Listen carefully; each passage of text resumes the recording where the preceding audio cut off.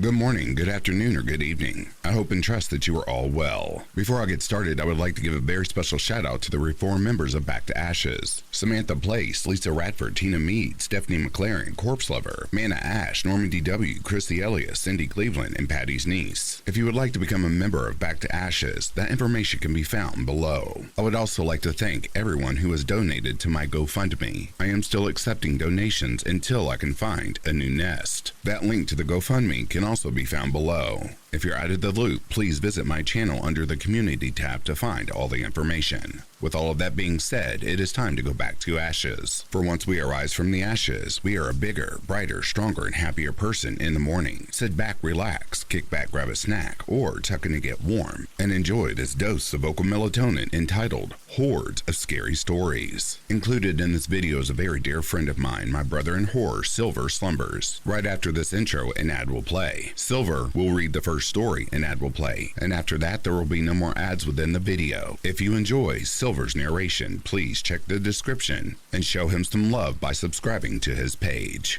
Let's get started, shall we?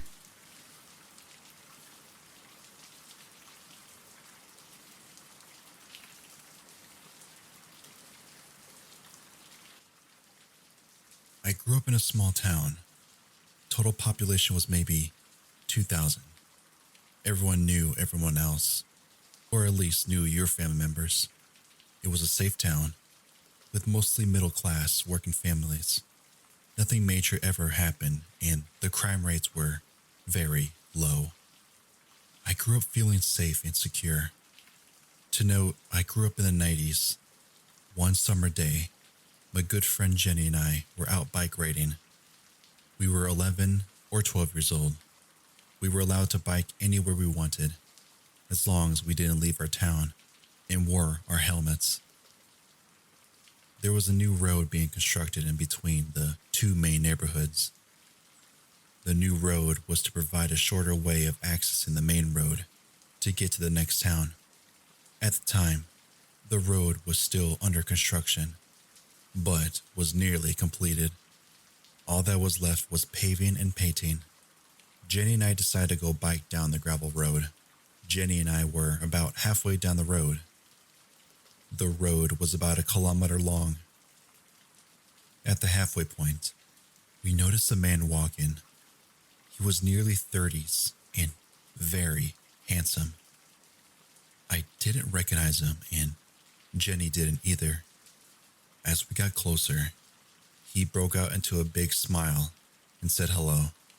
We said hello back, as he didn't seem threatening or scary.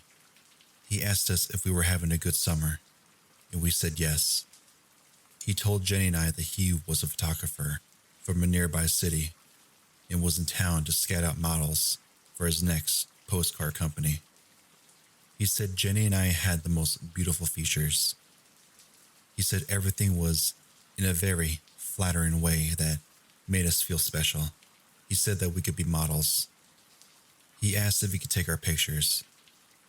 He said that we had the new look that he wanted, and we were in the perfect scenery with our bikes.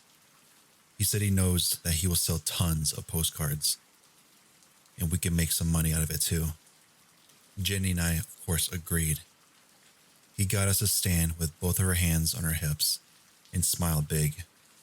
He took a disposable camera out of his back pocket and began snapping photos.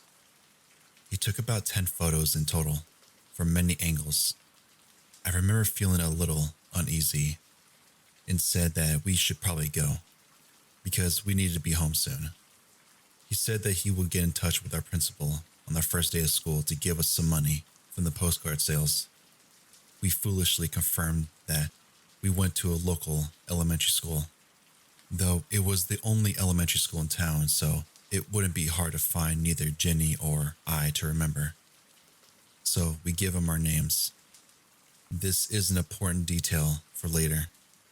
Jenny and I talked about becoming famous on our way home. I told Jenny that I was wondering why he didn't pull out a professional camera.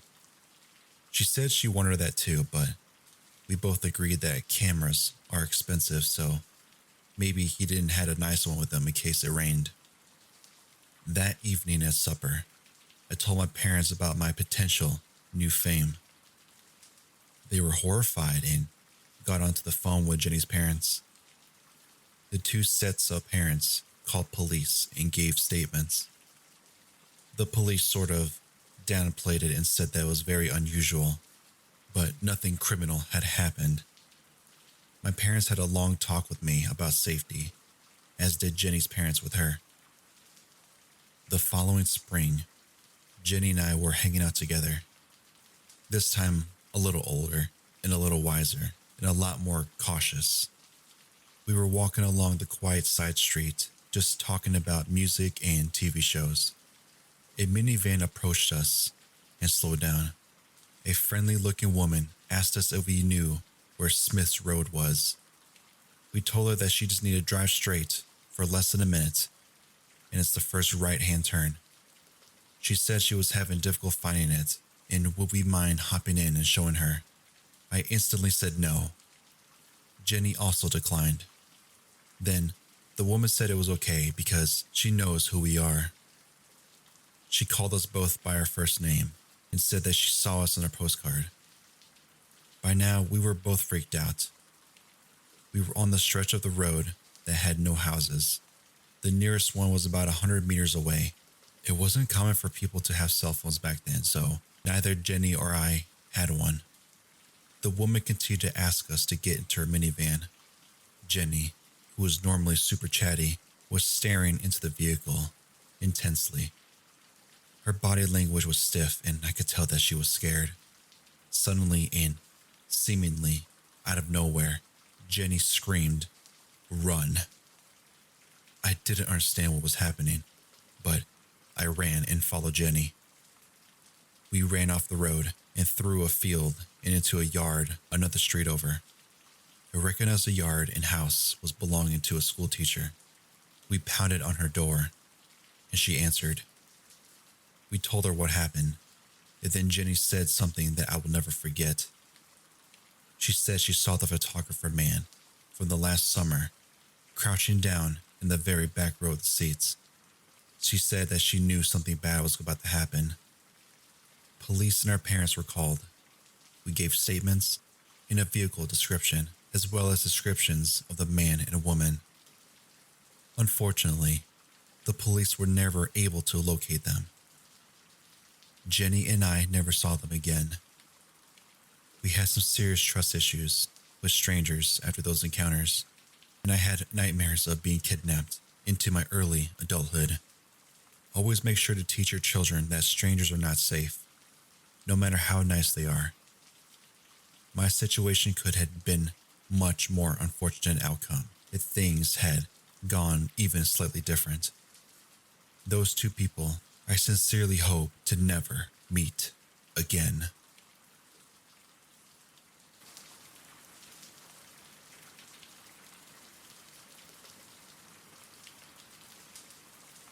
The ripening stench of decay hit him as soon as the doors of the derelict building creaked open. "Dear God," Thomas Mason remarked to himself. "That is foul." He strapped on a mask and proceeded up through the metal framework, stepping carefully over rubble and crumbling stairs. Up and up towards the source of the smell. It was a body, a rope around its neck, dangling in the rafters. A pendulum of rot. Thomas had discovered the corpse yesterday on one of his urban explorations. He hadn't told anyone else, though he wasn't sure why. Morbid curiosity, maybe? It was really strange that one would make their way all the way out here to hang themselves. The whole place was strange. It was covered in what must have been some kind of artwork. They looked to be some kind of symbol. Upon closer examination, he saw there were Mobius strips of symbol of eternity. Who drew them, he wondered. How did anyone pass through here without noticing the body? That didn't make sense to him. Why the Mobius strip? That was when he noticed the strange symbols carved into the corpse's hands. Was this something ritualistic? Had he painted these here, carved those symbols into his hands? There were more. Writing next to the paintings, it seemed that one must shed the flesh beneath these scarred stars and gain eternal life. This definitely had to be the rambling delusions of a lunatic. Still, his curiosity was definitely piqued. He returned, hoping it hadn't been discovered yet. Sure enough, it swung, their swollen tongue, blackened face, eyes bugging out. He sat down on a ledge a few inches from it and stared intensely at it, as if by scanning it up and down he might find something out. It seemed to stare back at him. This unnerved him some, but he still continued to study it. There was a strange sound just then, wet ripping and snapping of bones. The corpse turned its head to face Thomas. "There is nothing beyond," it gasped. "Nothing but the stagnation. Nothing but the endless void. I am trapped in this purgatory. Now you shall join me." The corpse grabbed Thomas's arm and hurled him down to his death below.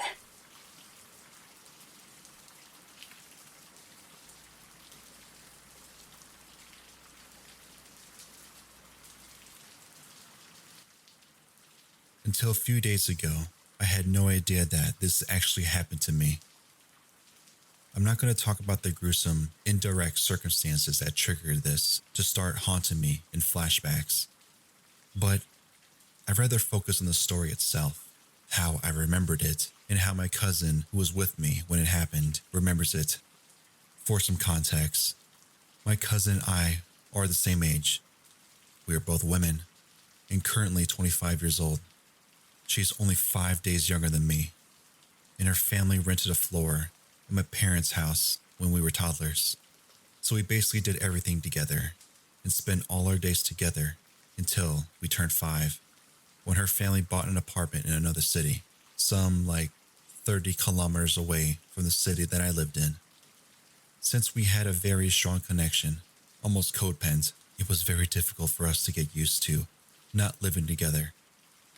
And 2 years later, we had made an agreement with our parents that we will visit each other each weekend, and during the summer break, she will spend 1 week at our place and I will spend the other week at their place, and we will basically exchange like that until the end of the summer break. This went on for years.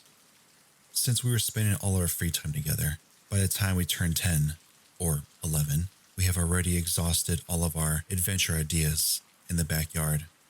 Tree climbing, building a tree house, setting up tents, camping in the backyard, etc.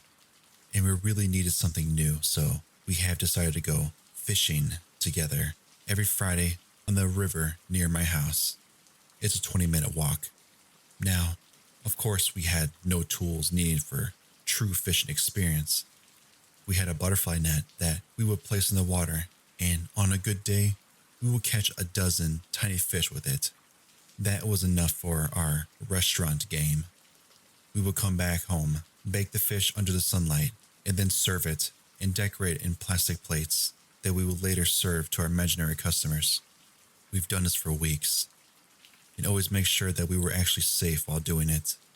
We never actually got into the river, and that it wasn't that difficult since it was a very peaceful neighborhood. We call it the Yellow Bridge, and there was usually no one else there at the river at the time that we were there. One day, it was different. Very different. How I remembered it, a couple of days ago, the memory of this encounter suddenly spilled into my mind. We were either 10 or 11 years old, and it was a Friday. She was at our place that week, so we took the butterfly net and went fishing into the river. We were alone, sitting under a large willow tree right next to the river.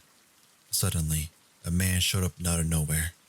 He was standing a couple of meters away from us. He had a blackish hair with plenty shades of gray, so I'm guessing he was in his late 40s or early 50s. He had a dark blue t-shirt. a little smudge on the collar. He asked us what we were doing, and we said that we were fishing.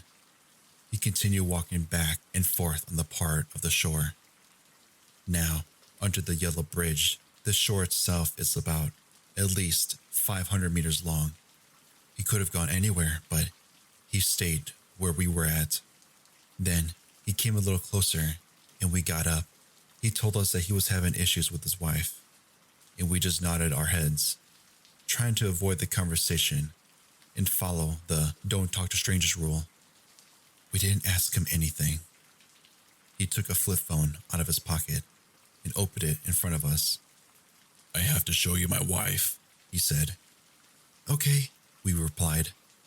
He came even closer and turned the phone towards us. It was a picture of a completely nude woman sitting in a chair with her legs spread apart.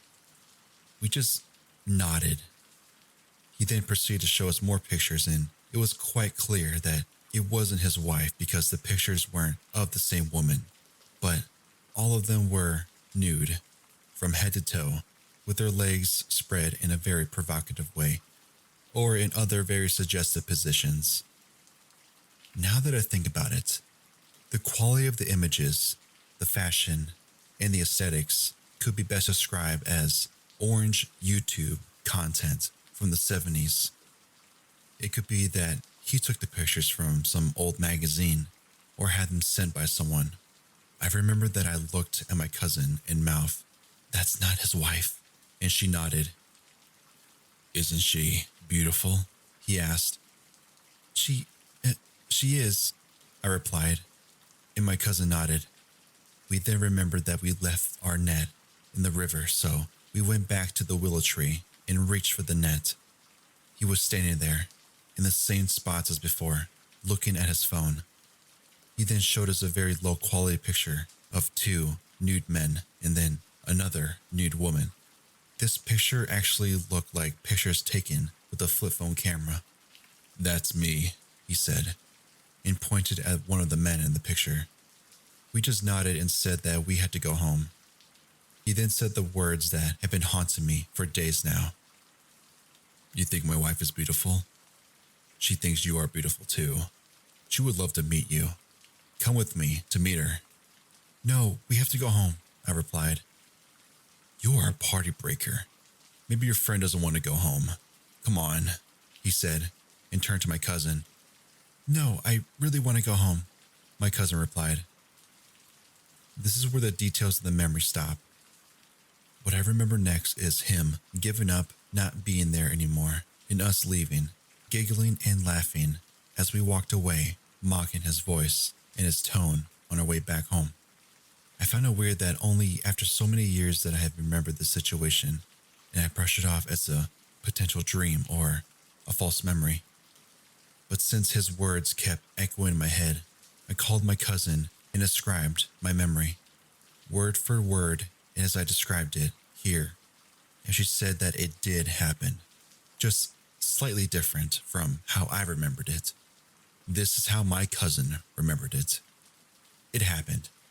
All the details are correct, but once she told him that she really wants to go home, he gets way too close, and we were scared to start running or turning our backs since we thought that he can catch us.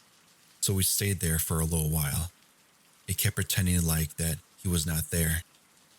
We played with our catch, the tiny fish in the bucket filled with water, and talked about our fathers who work in the police. Obviously, it was a lie.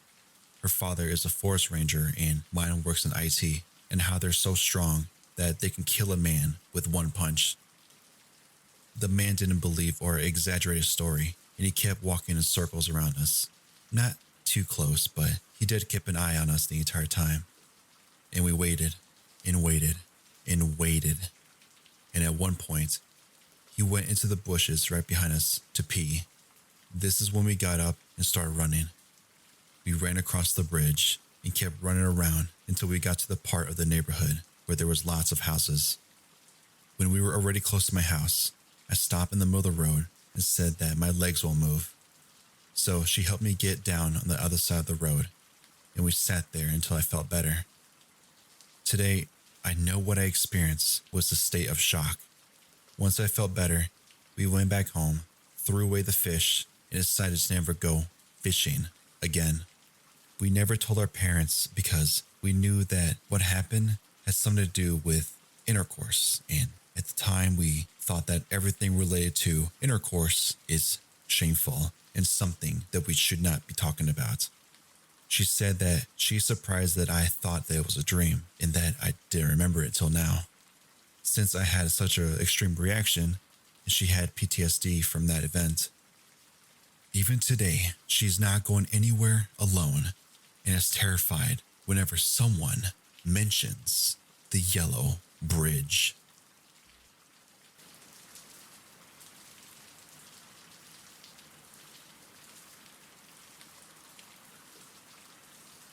I know people say this all the time, but I'm actually telling the truth, and this is a true story. A couple of nights ago, I got up to use the restroom like I always do, since I had a bad habit of drinking everything before I go to bed, shaking my head. Anyway, I usually don't turn on any lights when I get up at night because I live alone in a small one-bedroom apartment, and I know where everything is. Plus, I hate it when that blinding thing happens when you turn on lights after you've been asleep. So, on this particular night, I decided to use my phone as a nightlight to keep an eye out for any creepy crawlies because I had seen one a few days prior and didn't want any surprises in the dark, you know? Now, because I'm normally half asleep, I usually just do my business and go right back to bed. But since I had my phone with me, I catered to that addiction we all have and checked for the latest updates. I must have been really distracted because I remember telling myself, "Enough already, get back to bed." And then I quickly got up, washed my hands, and turned to go back to my room. And then I saw it. I had to blink a couple of times and I just stood there in the doorway of my room staring. At that time, I was too confused to be scared, but now that I think about it, I know I probably should have been freaking out that my bedroom light was on. Remember, I don't turn on lights late at night. And the thing is, this particular light is a touch light, so it has to be touched to come on.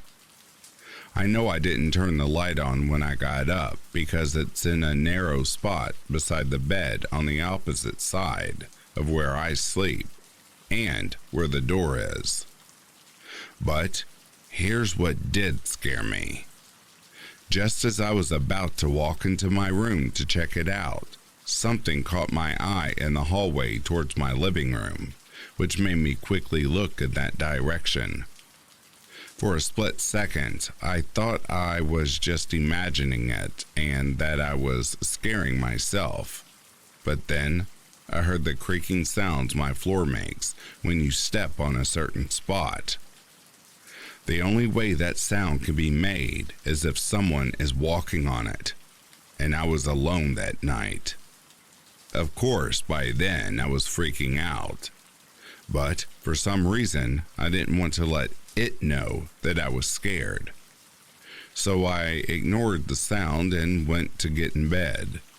I was too afraid to reach down and turn the light off, so I let it stay on for a few minutes. After a while, I started getting creeped out again and decided to look around my apartment to make sure I was alone. I found the last ounce of bravery I had and got out of bed. I looked in my closets, under the bed, and in the living room. Nothing. I made sure the doors and windows were locked and quickly went back to bed. Miraculously, I got the nerve to turn the light off. I was pretty tired, so I ended up dozing off, but after a while, something made me wake up suddenly. I couldn't believe what I was seeing. The light was back on. This time, I hurriedly reached down, turned the light off once more, and hid under the covers, waiting to see if it would happen again. Eventually, I fell asleep again, and when I woke up, it was morning and the light was still off. I was slightly relieved, but still disturbed. Later that day, I called my boyfriend to tell him what happened and ask him to spend the night. He did, and 2 days later, it happened again. I had gotten up to use the restroom at around 6 in the morning, and his movement woke me up. As soon as he was gone, the light came on by itself. I was awake this time and absolutely frozen with fear. When he got back, I told him it had just happened again, but he thought I was joking around and turned the light off. I was terrified at this point, but I didn't know what else to do. I must have fallen back asleep because the next thing I remember was seeing the daylight and my boyfriend walking out of the room, closing the door behind him. I was relieved that it was daylight and that the light was still off. So I closed my eyes to get a few more minutes of sleep. But just as I was drifting off, it happened again. Now I'm pissed. I sat straight up, yelled, "Stop it!" and then lay back down. The light hasn't come back on by itself as of yet, but I think it's because my boyfriend is still here. I still don't know how the light came on. Faulty wires, maybe? Could be. But then, how do you explain the shadow and creaking floor?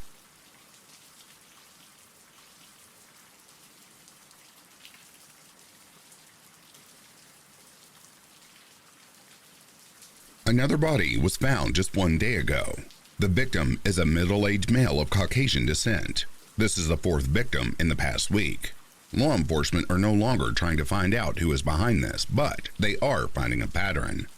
Local police have suggested that residents of the area keep their car doors locked and drive past anyone on the side of the road. We will update you as soon as more information becomes available. I switched the radio station and sat back in my seat. I read about these killings in the paper. They seem to have happened within 10 miles of each other. Whoever is up to this is pretty careful since they don't want to be tracked. The sun finally vanished and my headlights and the moon illuminated the road. It may seem odd that I'm driving around at night in the darkness, but I don't mind it. I usually go on a late night drive to clear my head after a long day of work. An hour passed and I was heading back home. I still had a while before I would be close to my neighborhood. That's when I saw him. There was a guy standing outside his car on the side of the road. I know it's stupid, but I pulled over to help him. I got out and walked over to him. "Having car troubles?" I asked, taking a look at the engine. "Yep, I had no idea what was wrong with it." "It would seem so. Damn thing broke down. Don't worry, I can just wait for a tow truck," the man replied. "No need for that. I can drive you to the nearest auto shop. Plus, it's getting quite cold outside. Please, I insist," I said. The man would stand there for a second before nodding in response and following me to my car. "Hear about those killings?" I asked, trying to spark conversation. Not the best topic, but it was all I could think about. Quite a dangerous area our city has become. He shifted in his seat as if uncomfortable with the situation. 20 minutes later, I pulled over near some woods. "1 second, I gotta take a whiz," I said. The man waited in the front seat with no response. I walked into the woods a bit only to circle back to the side of the car out of sight. I waited there for a few minutes. The guy got out of the car to look for me. Damn, it took long enough. I stepped forward quietly and drove a knife into his neck. His voice left him as the sound of air left his throat. "Shh, it's all over now. Don't you know to not accept rides from shady people?" I asked. One more body to take care of. I honestly just wanted to see how desperate people were. It's fun catching them at a moment of extreme inconvenience.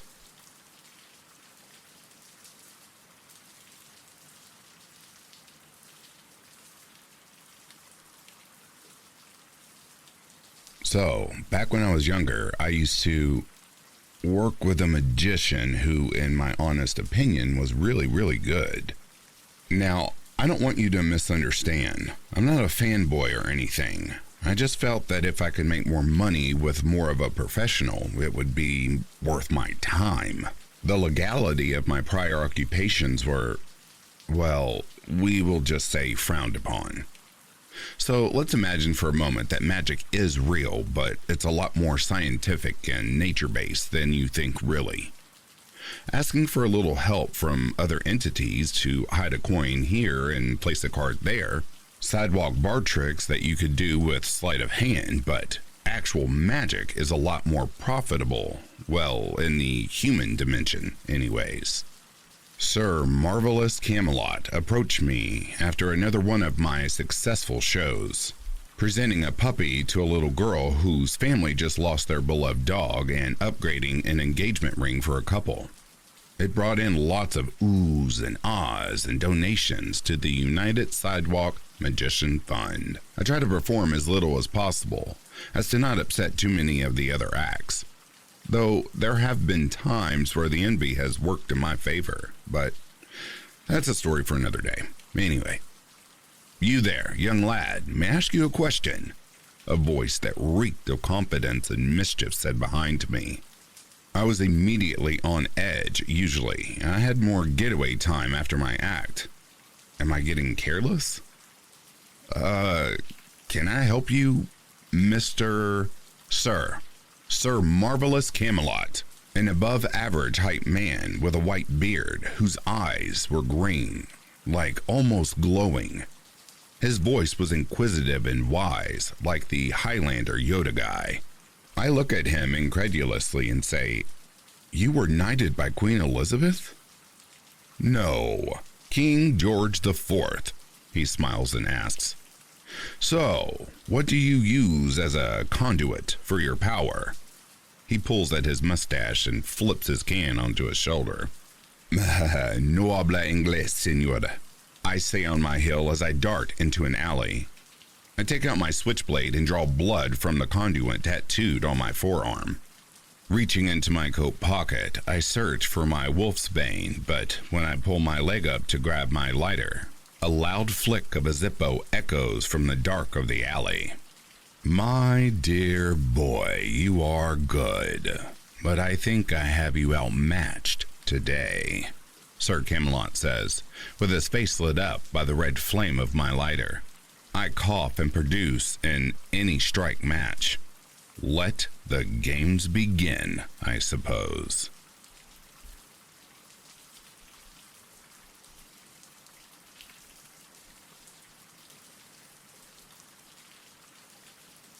I am locked in my bathroom, water from the shower and sink running while Pull Harder on the Strings of Your Martyr blasts in my noise-canceling headphones. No matter what I do or how much I try to block it out, I can only hear the sound of my wife's sinister laughter.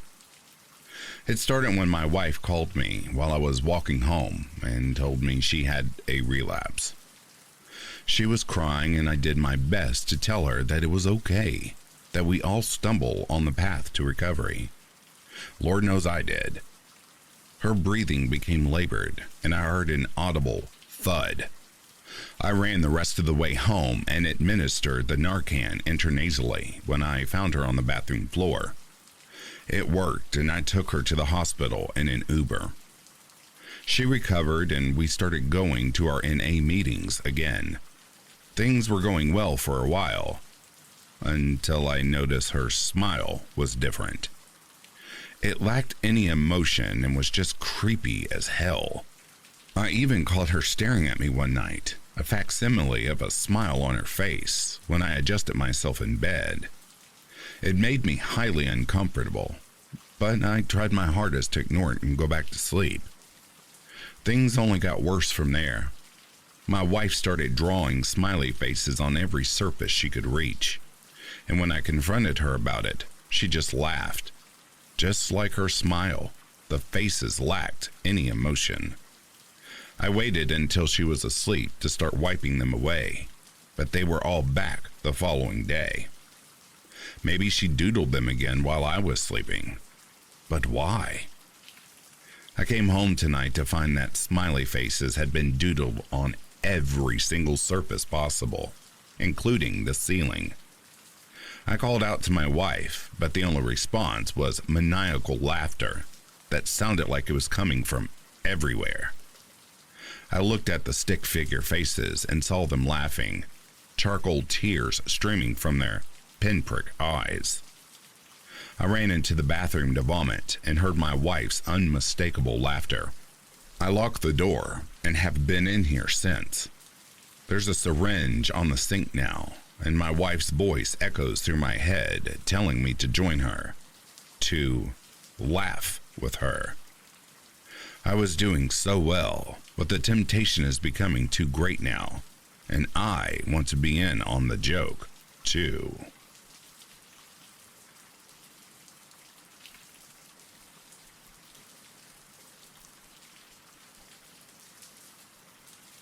Dear Dad, you never liked me anyway, did you? Don't deny it. I saw it since we first met. I was 10 at the time. My real dad had run away like a coward with his tail between his legs. He didn't want anything to do with me anymore. When you came, I was overjoyed. I thought I could finally have a loving family, like everybody else in my life. I couldn't be more wrong. You always looked at me in disgust, like I was something on your shoe that you wanted to throw away. You took every opportunity to humiliate and dehumanize me, from making me walk naked out into the streets to selling my most prized possessions so you could go buy beer.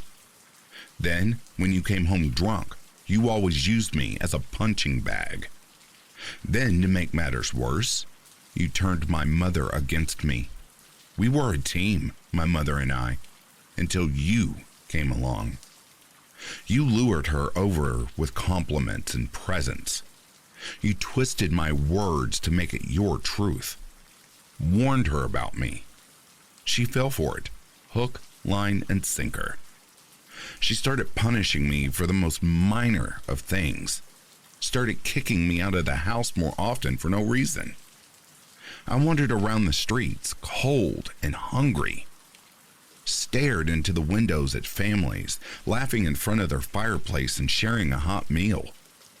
Well, Dad, when you kick a dog, the dog always bites back. Who did you think really killed the love of your life? It was so easy. All I did was to wait until you were drunk and Mom was asleep. It was even easier to put the knife in your hand and smear her blood all over your palms, to scream for help to the police. Both of us know what happened next. We both read the reports. I was there in the courtroom when they delivered the verdict. I saw your tears fall. I saw the panic on your face. I saw you beg for your life, your innocence. I did not have an ounce of sympathy for you. Evidence was stacked against you anyway. I am delighted to see you rot in jail. In fact, you inspired me to continue. With you out of the way, I am free to do what I've always hungered to do. I always do pairs, husband and wife, mom and dad. Kill one and frame the other. My personal favorite is when I stuffed her entire life savings and jewelry down his throat. She was caught, eventually. I wasn't. But this isn't about my glamorous life now. This is about you. You made me the way I am now. Every day I suffered. But I came out stronger. Thank you.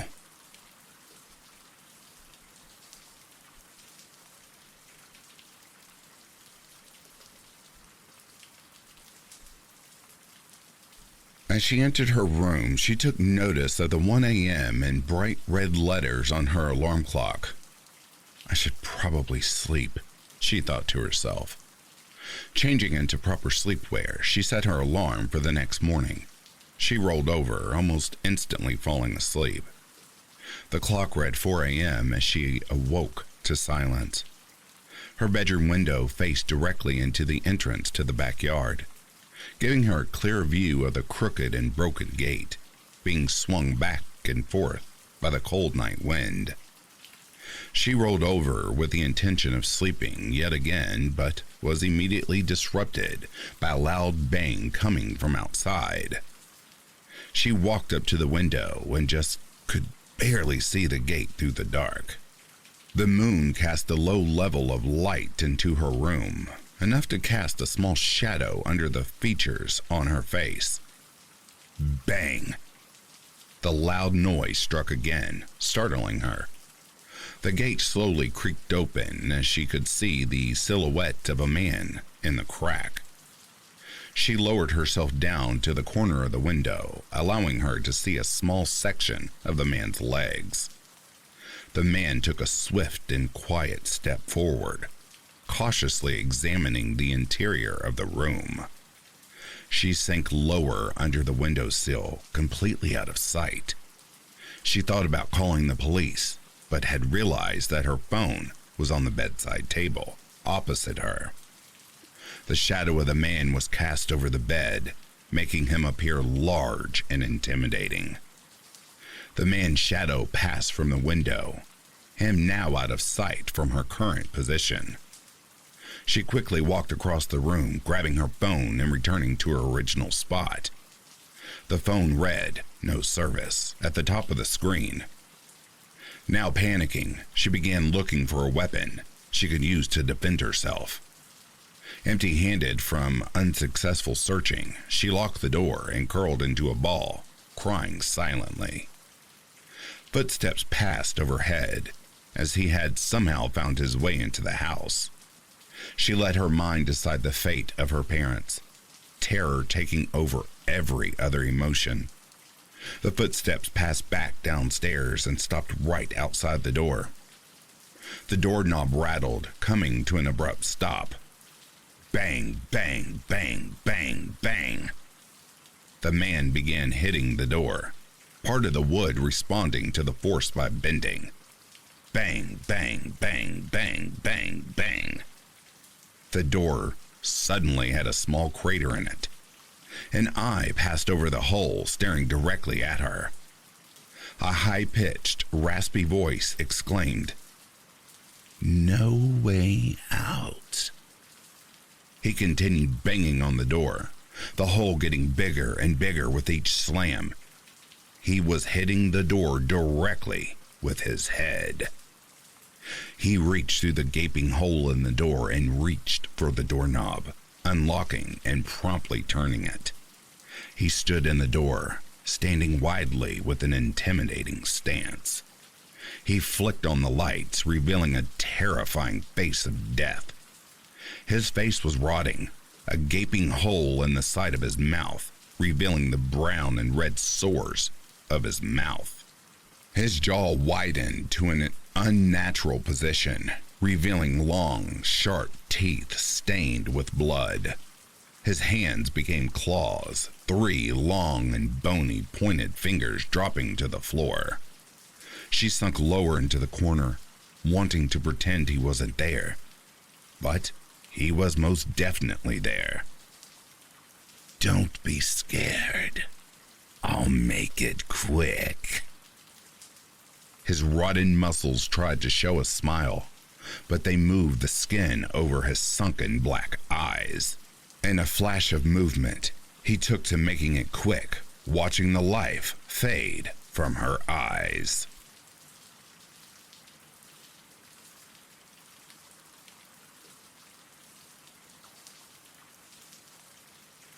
This next story is dedicated to Inner Scare Wifey. Please enjoy. The first night.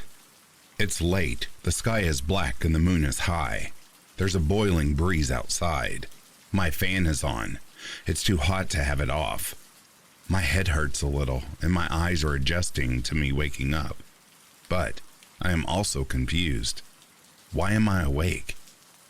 I look around, listening to the rustling of my hair against my pillow as I peer around. Is that a man in the corner? Second night. It's late again, and I have woken up. My fan is on and the sky is dark again. It's cooler tonight, but I still like the fan on. The security of sound calms me. The shadow is back. He wears a top hat and a trench coat. What is he doing? I want to say hi, but my voice refuses to activate. I want to wave and see if he will wave back. If he does, fear will certainly take over. But I can't. I can't move at all. Third night. Maybe it's reoccurring sleep paralysis. I've had it before. But these nights feel different. My eyes darted around for him again. Where is he? Is he here? I hear him breathing next to me. I'm shaking in my frozen state. I'm scared to death. Am I going to die? There is a random man next to me in the middle of the night, and I cannot scream for help. Please, somebody, anybody, help me. Fourth night. I woke up. The fan is off. I can't turn it back on. I can't move again. He is there in front of me. He's nervous. So nervous. I can hear his breath shaking and see his eyes darting around the room, but he is fixated on the closed windows. I waited a few minutes and saw him lean through the windows. He didn't open them or anything. He literally passed through the glass, looked around the outside as if to wait for something or someone before going back and standing straight in front of me. Fifth night. I'm more used to his presence. He still frightens me slightly, but I am sure he doesn't want to hurt me. My fan is on again. The night is hot again. My covers are folded up beside my bed, and he is waiting again. What is he waiting for? Sixth night. I awake to a deep voice. Wake up. I do so and see the shadow in front of my face. I can see the lack of details of his pitch black face. I can only see his eyes. His empty, eternal eyes. Do not be afraid. I hear crashing downstairs, followed by glass shattering, footsteps, and multiple voices. Let's make this one quick and easy, the first one said. Oh my God, this is a home invasion. I can't run. I cannot move or anything. And this thing is still in my face. He is frozen in place. I cannot hear his breathing anymore. He has turned into rhythmic growling and gurgling. I can hear the footsteps scattering up the stairs and towards my room. I'm going to die. Please, not tonight. Not like this. He has moved his face away. He has taken his hat off and left it beside me. He turns to the source of the footsteps. He raises his arms and points to the clattering sounds. His hand is a claw of tendrils, wires of black skin twitching as his finger extends to a point. Suddenly, all I can hear is the fan, the sound growing louder and louder, and I pass out. Before I fall, I can briefly hear screaming, blood-curdling, painful screaming, and a shrilling repertoire of inhuman screeches. 9:34 a.m. It's the following morning, and I've had to call the police.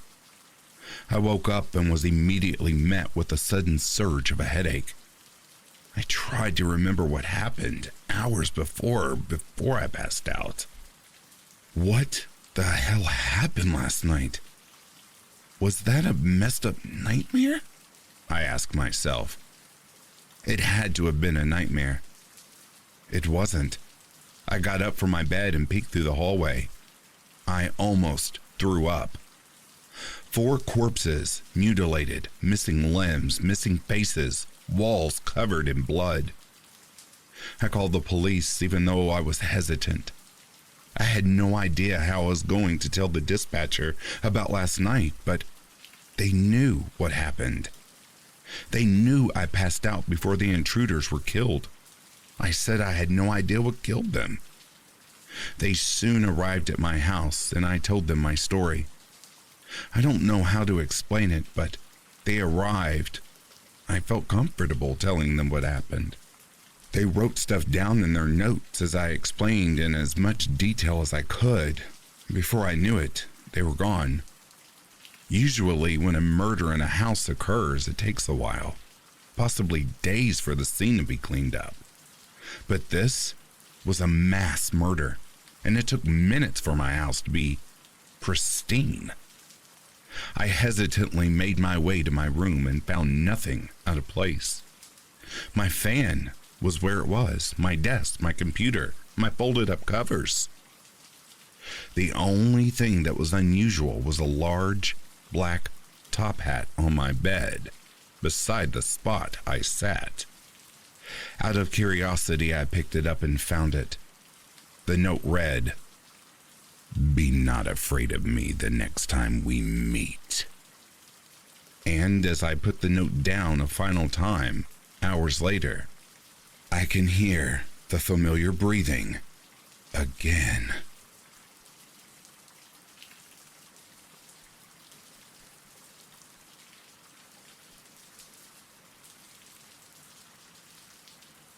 Ollie and Lyle consider their options. There are two. Option 1, stay put at the gas station. Option 2, leave the gas station. "I think we should keep moving," Ollie says. "They're gonna find us here eventually." Lyle, who believes himself the smarter of the two, disagrees. "What? Are you crazy? Don't you hear that? Those are gunshots, screams, sirens. No, sir. We boarded this place up real nice. And look at all these provisions. This place is a sanctuary, my friend." Lyle isn't necessarily smarter than Ollie, though he is a bigger coward. "All right," Ollie says, "but we need to have a plan in case we're found." We do have a plan," Lyle says. "We've got these fire extinguishers as a distraction. Then, while they're blinded, we hit them with one of these bad boys." Lyle holds up a box of fireworks labeled Bad Boy Rockets. "I used to shoot these off every 4th with my cousins. They'll take your head clean off if you're not careful. The perfect weapon considering... Considering that is all we've got, Ollie." "That doesn't sound like much of a plan, dude." "Oh, I suppose you have a better one. I'd like to hear it, because so far I've been doing all the thinking." "Well," Ollie started, scratching his chin, "I think we could try to pass." "Try to pass?" "Yeah, there's uniforms in the back. Maybe use air freshener or even some gasoline on us to cover up the smell." "You've got to be kidding me." "What do you mean? I think it could work. We wouldn't have to get near anybody." "Oh, they would know." "How? We can talk fine, and we're not too bad looking. We're not missing anything. Nothing but a few fingers, toes, and teeth." Lyle was giving more thought to the idea than he had anticipated. Ollie did have a point. Most of these things were pretty decrepit, missing entire limbs. They were lucky they'd only been in the ground for a few weeks. They were hardly zombies, really. "Okay, I'll bite. Say we do get through town, then what?" Then we find a car and go somewhere isolated, away from all the maniacs with guns." "Ollie, I can't believe I'm saying this, but I think you're right." Ollie and Lyle don the uniforms and open the door. Outside is complete chaos. There's fire, gunshots, and hundreds of dead on the streets. Just act casual, Lyle says. A zombie with no jaw approaches them and moans. Hello, sir. Ollie, don't talk to the zombies. Oh, sorry. Suddenly, the zombie's head explodes. Holy shit! Hey, you! A voice yells. It's a woman with a shotgun. Oh, hello. Lyle waves. Do you two need guns? Ollie and Lyle exchange looks. They nod. Yes, please, Ollie says. The woman tosses a shotgun to Ollie, then to Lyle. Ollie catches his and pumps it. Lyle catches his. His arm falls off. Shit.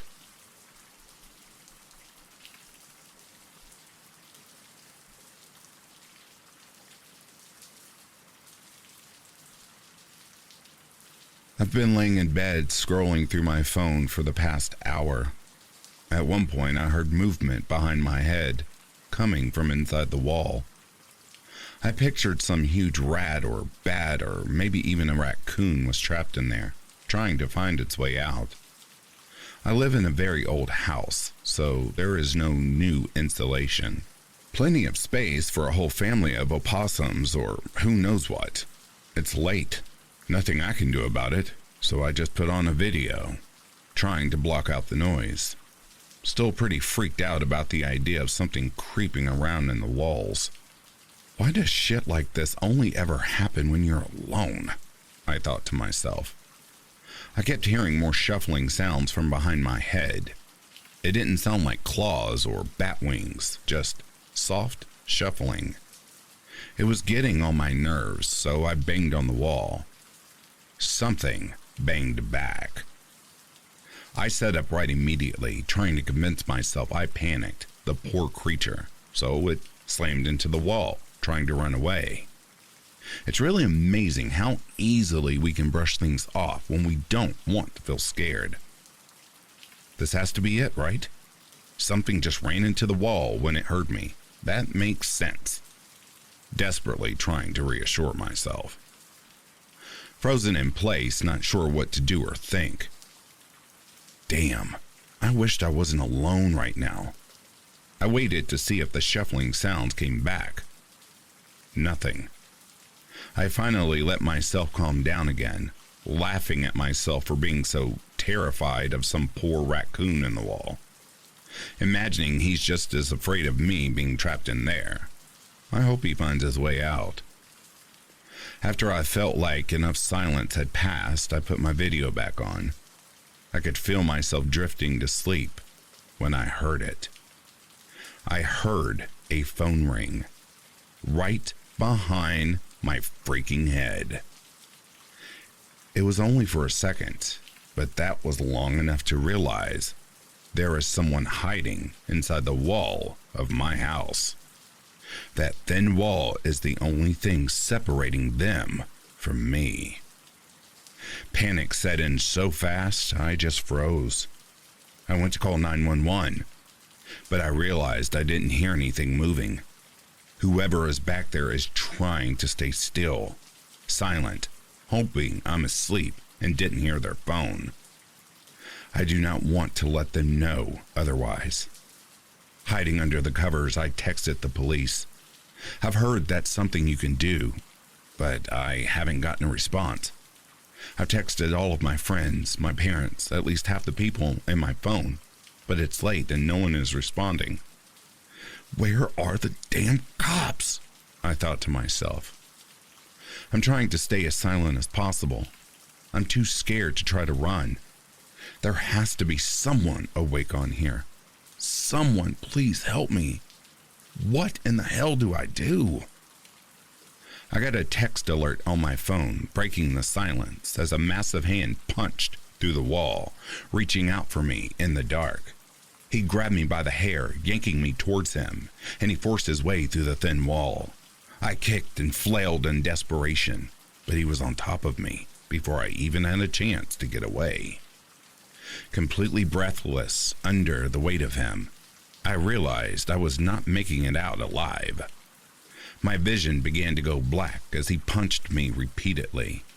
Fight or flight kicked in, and in a sudden moment of adrenaline, I forced my thumb into his eye, pushing with all of my might until I heard a sickening popping sound.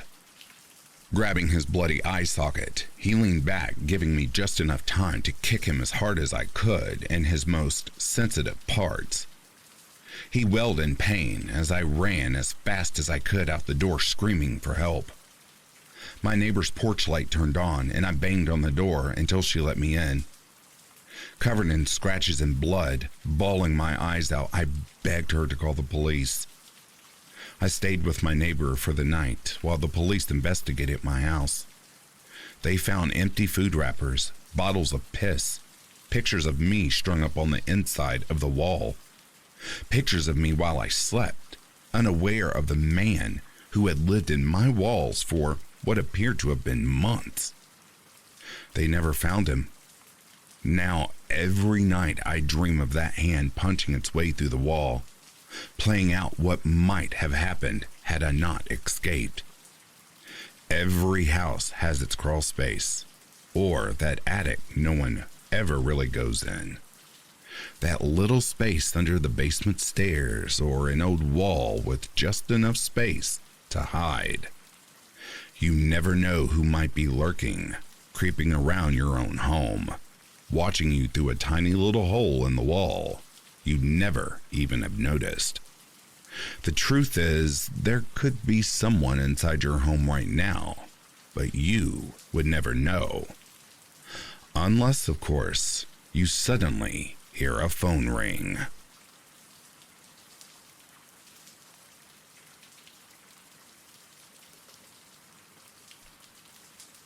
This next story was written by a dear friend of mine. She's only 19 years old and has the most brilliant brain for horror. This one is entitled The Tale of Terror Woods, written by Rosie Rose. Please horrifically enjoy. I scoffed at the name of Terror Woods. Really, Kyle? Terror Woods? It's probably just some made-up story for parents to scare children. No, I swear it's true. A while back, my cousin and his friends went there, and out of the 5 of them, only 2 made it back. They both looked in shock and had many injuries. The woods ain't far from here, probably about an hour to an hour and a half. So how about it? Kyle replied. Okay, so even if it is true, why the hell would we go to some woods where 3 of your cousin's friends went missing? It's just stupid, I said. It doesn't sound all that bad, Jack pitched in. I turned to him. Seriously? You're down for this as well? I mean, it sounds like a good opportunity, and if there isn't anything there, then we prove that there is nothing terrifying about Terror Woods, Jack explained. I sighed. Let me think about it overnight. I'll let you know in the morning. That seemed to satisfy them both, and they soon left for their own homes. The next morning, we all met, and I agreed to go. Glad that you agreed to go, man. It wouldn't have been the same without you, Kyle said. Well, I couldn't let you 2 dumbasses go into the woods. You'd both get lost, I replied. They both laughed. Fair point. So, I assume you both already got camping supplies? I asked. Yep, I stopped by the store before meeting up to get all the camping supplies. I already have the tents, Kyle said. I sighed. Well, let's get going. I don't want to try and search for a good campsite in the dark.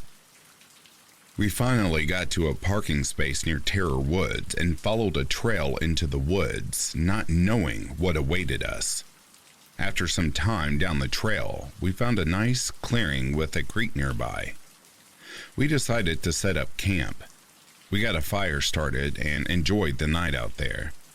It's hard to believe 3 people went missing here. It seems so peaceful. So, Kyle, tell us exactly what happened to your cousin and his friend, I said. Well, I don't know much since my cousin didn't share much information, but he claimed that a terrifying creature attacked them all at one time. I tried pressing him for more details, but he just freaked out and kicked me out of his house, Kyle explained. Man, that sounds creepy. Should we really be here? Jack expressed while looking around. I'm sure it was like a bear or cougar that attacked them. I mean, come on. It is in the woods where wildlife is behind every tree, I said. Kyle sighed. You just aren't a believer. Believe in what? That some scary creature attacked them? Yeah, no thanks. I only believe in things I can see with my own two eyes, I responded. Be careful what you wish for, Nick. It might come true, Jack said nervously. Will you stop with that? It was just a wild animal that attacked them, I said, annoyed. Regardless of what it was, something attacked his cousin's friends, Jack replied. All right, enough you two. I don't care to hear your bickering in the middle of the woods. Let's just get some sleep, Kyle said. We all agreed and went to sleep. The next morning, Jack was already up. Am I still dreaming, or are you up early? I didn't sleep much. I kept hearing noises outside the tent, Jack replied. I laughed. It was just the animals. Stop being a worrywart. Yeah, you're right. I think Kyle's story got to me more than I thought, he said. I clapped him on the back. Don't worry so much. I got a pocket knife just in case. He looked at me like I was stupid. No offense, Nick, but what the hell is a pocket knife gonna do to a bear? My point is, don't worry too much. Everything will be fine, I reassured him. He nodded his head and Kyle finally got up. Arose from the dead finally, I said. So funny, he responded. Well, I think we should look around the area some. We didn't get a chance yesterday, so let's do it today, I said. All right, sure, they both said. We decided to cross the creek to see what was on the other side. The farther we walked, the more it started to smell like something was dead. It kept getting stronger the further we walked. I coughed. Ugh, what is that horrendous smell? I don't know, maybe a dead animal? Jack answered. Oh, let's keep going. I want to find out what it is, Kyle said. Are you crazy? I don't want to see a dead animal, Jack exclaimed. Or it could be something paranormal. I heard some paranormal creatures reek of the putrid smell of rotten flesh, Kyle said. I rolled my eyes. Let's go see this dead animal so we can put our crazy delusions to rest. We continued forward and soon found the source of the smell. As I had expected, it was just a dead animal, a very mutilated one at that. The head was so deformed and caved in that I couldn't tell what it was. Its guts were all over the place, having certain parts of the intestines ripped apart. Whatever did that should be ashamed of itself. We couldn't stand being next to it for long and quickly went back to camp. Jack looked really sick, not that I blame him. After that, we just put it out of our minds and continued on like normal until nightfall. I could barely even sleep from the sounds coming outside the tent. I eventually dozed off, but was awakened to someone shaking my shoulder. What is it? Jack put his finger to his lips. Shh, something is outside our tent. I pulled out my pocket knife. Like what? I don't know. I was too scared to look. I tried waking Kyle, but he wouldn't budge, Jack replied. All right, I said as I moved to the opening of the tent. I slowly unzipped it and froze in immediate horror. Not far from where our fire was a tall creature. It was grotesque. It had elongated spines that ran down the length of its back. It was extremely skinny and had rotten flesh. I could smell it from here, the smell making me want to heave. In many parts, it had exposed muscle and bone. It looked strangely human, but at the same time, it didn't. It had only a few muscles and pieces of skin that held its organs in its abdomen. The ribs were also visible and were dripping with blackish red blood. My blood ran cold, and I couldn't take my eyes off this damn thing. It turned its head and its eyes met mine. Like a primal instinct took over, I immediately retreated from the opening and quickly woke Kyle up. "Huh? What?" I cut him off. "Be quiet. We need to get out of here, but be quiet." What is it?" Kyle whispered. "A monster," I said, just as the opening of our tent was ripped apart. We all screamed and I cut the back open with my knife. "Run, now!" We all got out and ran for our lives. Just for a little bit, it got caught up in our tent, but that did not last long. It was soon right behind us. It grabbed me from behind and lifted me off the ground. Its claws dug into my abdomen as its massively large hand held me in front of it. Kyle and Jack stood in horror, watching it slowly tighten its hand around me. I screamed once more as I felt one of my arms break. Its claws dug deeper into me, which made me bleed more. Up close, the monster was even more horrifying. The putrid smell was too much to take in. "Just run!" I yelled at the two below. I appeared to snap them out of their trance, but they refused to leave. Instead, they grabbed up two large limbs and hit them against the monster's legs.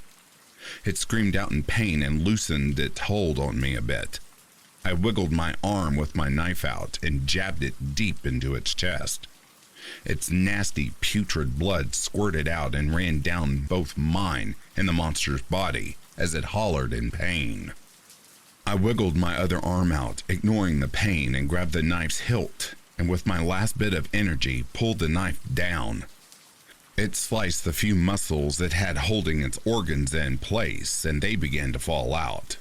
It screamed in pain and dropped me. I felt my ankle pop wrongly as I landed. Kyle and Jack helped me up, and we ran to our car as it was focused on itself. We drove and didn't look back. "And so, that is our story, officer," I said. "Whatever you do, make sure you stay alert and be careful should you go camping in the woods."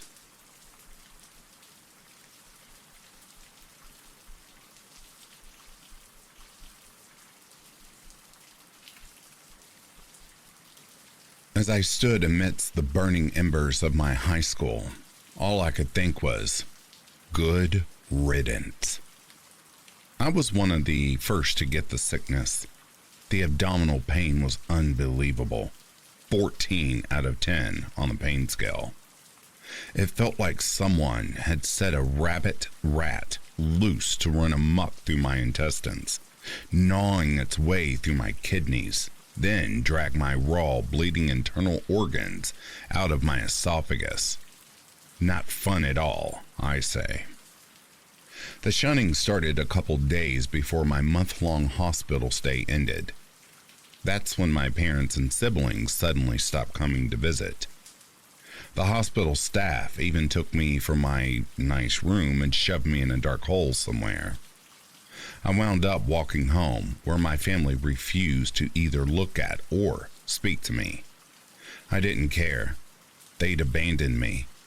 I didn't want to talk to them either. Fortunately, I've never been popular, and I've generally been okay with that. So, when I returned to school, I didn't mind that the others shunned me. Then some other students who'd gotten sick started to return. They didn't take the shunning as nicely as I did. Take Beth Roberts, for instance. She'd been one of the popular girls. She went absolutely nuts when they shunned her. One day I found her sitting on her friend's desk, screaming into her face. The friend didn't even flinch. This angered Beth so much that she stormed out and pushed one of the former cheerleading teammates, Gina Francis, down the second-floor stairwell. Gina was in a body cast for a month. The thing that hurt the most was how I was shunned by my beloved teachers. I was always a good student. I deserved better. One incident during finals week really stands out clear to me.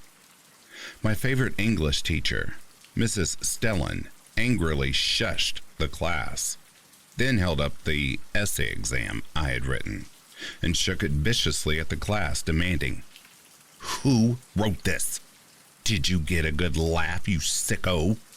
I didn't claim it, of course, but I don't know why she was asking since I'd put my name on it. We, the shunned, could only take so much of this treatment. One Wednesday night, we met on the football field. Although we didn't do much talking, we were in complete agreement. When we went to school the next day, we were gonna mess that place up. Windows were broken, tires slashed, lunches torn from hands and thrown across the cafeteria. Crowds of kids were pushed downstairs and others were tossed over railings. That day. Still, no one said a word to us. We did this for a month. One weekend, there were huge trucks full of salt, pouring out long white lines of the stuff in intricate patterns around the school. For some reason, the shunned can't cross them. Priests were involved. There was a lot of chanting. The principal lit the match. Good riddance.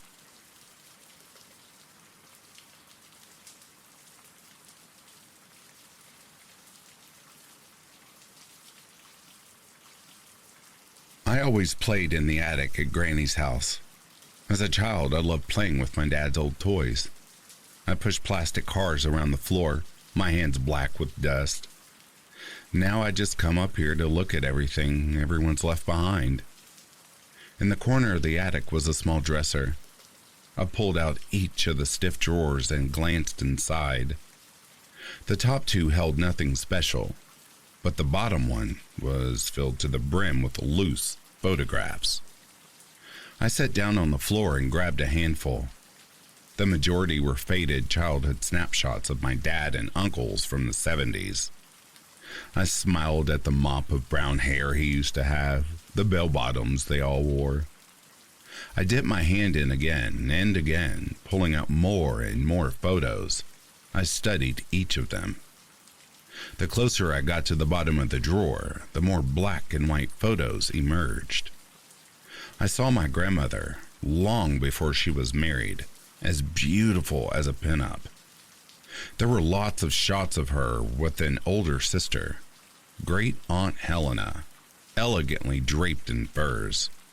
I didn't know the two had lived together after our great-grandfather died. Finally, at the very bottom of the drawer, I came across an unmarked envelope. Inside the envelope was a handful of very small, brittle photographs. The top one showed my grandmother in her early teens with a slightly older Aunt Helena.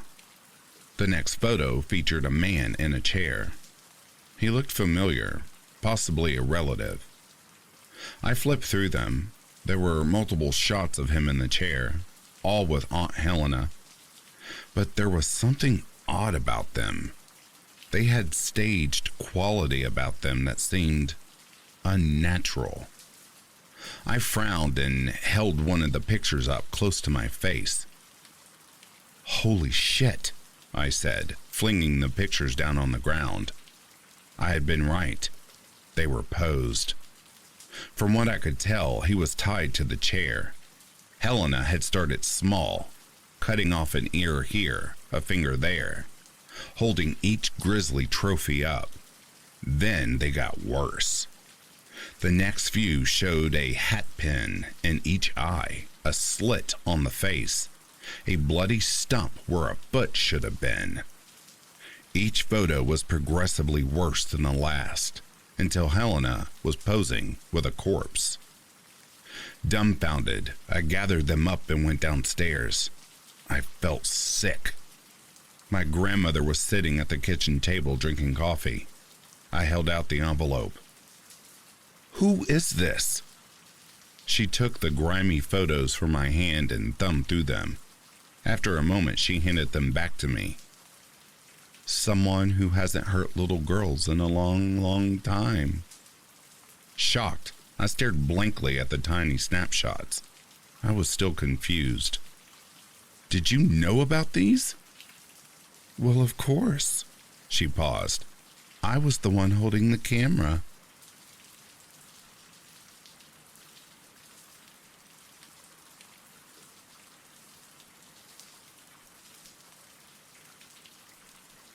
And that, dear listeners, brings a close to these hordes of scary stories.